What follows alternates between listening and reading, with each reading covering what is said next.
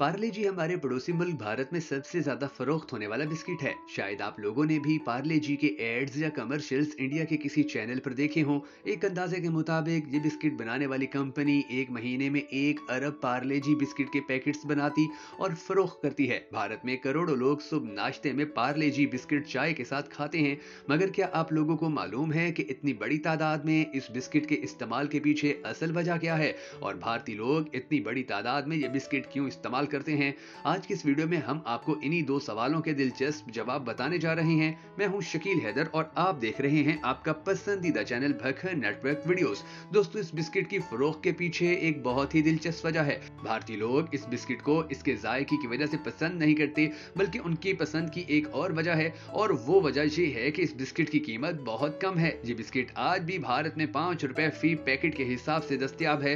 भारत में करोड़ों लोग ऐसे हैं कि जो सुबह का नाश्ता अफोर्ड नहीं कर सकते, तो इसलिए वो ये बिस्किट चाय के साथ खाने पर मजबूर हैं। ये उस भारत की बात हो रही है कि जिसके अरबपति मुकेश अंबानी के बेटे की शादी के चर्चे इस वक्त सारी दुनिया में जबान जद्देआम हैं, और हमारे कुछ पाकिस्तानी दोस्त और अहबाब भी इस शादी के तनाजुर में पाकिस्तानियों को जलील करने और बदनाम करने पर तुले हुए हैं। उन्हीं पाकिस्तानियों के लिए अर्ज है कि जनाबे वाला, भारत की टोटल आबादी 1.4 अरब यानी 140 करोड़ है, और उनमें से आधी से ज्यादा आबादी यानी 70 करोड़ लोग कच्ची आबादियों में रहने पर मजबूर हैं। और ये वो कच्ची आबादियां नहीं हैं कि जो आपको पाकिस्तान में नजर आती हों। भारत में कच्ची आबादियों का मतलब है कि गंदे नालों, गटरों और ताफुन ज़दा जगहों के ऊपर लोग टीन की छतें डालकर छोटे छोटे घरों में 10-10 लोग मिलकर रहते हैं। गर्मियों में यही टीन की छतें तंदूर बन जाते हैं, मगर लोग इनमें रहने पर मजबूर हैं। आपको ऐसी कच्ची आबादी एक भी पाकिस्तान में नहीं मिलेगी। जावेद अख्तर मशहूर भारतीय शायर और नगमा निगार हैं। वो पाकिस्तान में उर्दू कॉन्फ्रेंस में शिरकत के लिए पाकिस्तान आते रहते हैं।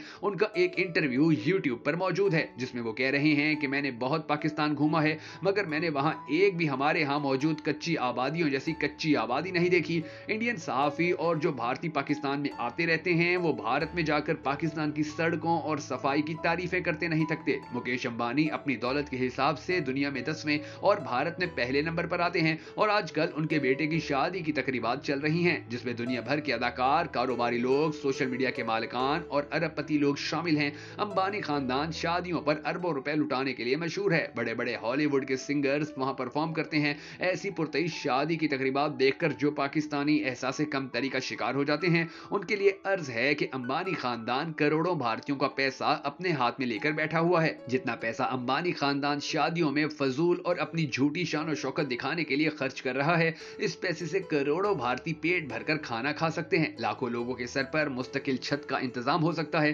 कितने ही अस्पताल बनाकर लोगों की जान बचाई जा सकती है। करोड़ों बच्चों को स्कूल में दाखिल करवाकर उनका मुस्तकबिल महफूज बनाया जा सकता है। मगर अंबानी खानदान पैसे को अपने हाथ की मैल समझते हुए फजूल सरगर्मियों में जाया करने को तरजीह देता है। जिस वक्त अंबानी के घर में पुरतइश खानों को मेजों पर सजाया जा रहा होगा, उसी वक्त अनगिनत भारतीय भूख और अफलास की वजह से अपनी आखिरी सांसें गिन रहे होंगे। यह भी सच है कि हालिया कुछ वक्तों में भारत ने खूब तरक्की की है, मगर इस तरक्की का फायदा आम आवाम को कम ही पहुंचा है। इस तरक्की की वजह से पैसा चंद लोगों के घर की लौंडी बनकर रह गया है। इस्लाम की तालीमात इस हवाले से बिल्कुल वाज़ेह हैं। इस्लाम फजूल खर्ची करने से रोकता है और गरीबों और लाचारों की मदद करने का हुक्म देता है। अरबपतियों का यही तो मसला है कि वो दुनियावी जिंदगी को अपना सब कुछ मानते हैं। जो लोग अंबानी खानदान की शान और शौकत देखकर मुतासिर हो रहे हैं, उनके लिए अर्ज है कि अंबानी खानदान तो आज की बात है। दुनिया में इससे पहले कई अंबानी आए और चले गए। आज दुनिया उनके नाम से भी वाकिफ नहीं है। कुदरत का एक कानून है कि जो चीज आम लोगों को नफा देने वाली हो वो कायम रहती है और बाकी सब खत्म हो जाती है। आज अंबानी खानदान का जाहो जलाल देखकर सूरह मरियम की वो आयत शिद्दत से याद आ रही है, जिसमें अल्लाह ताला फरमाते हैं, और हमने इनसे पहले कितनी ही कौमों को हलाक कर दिया है। क्या आप उनमें से किसी का वजूद भी देखते हैं या किसी की कोई आहट भी सुनते हैं? दोस्तों, अगर आपको हमारी ये वीडियो पसंद आई हो तो हमें सपोर्ट करने के लिए भक्कर नेटवर्क वीडियोस की इस वीडियो को लाइक और शेयर जरूर कर दीजिएगा।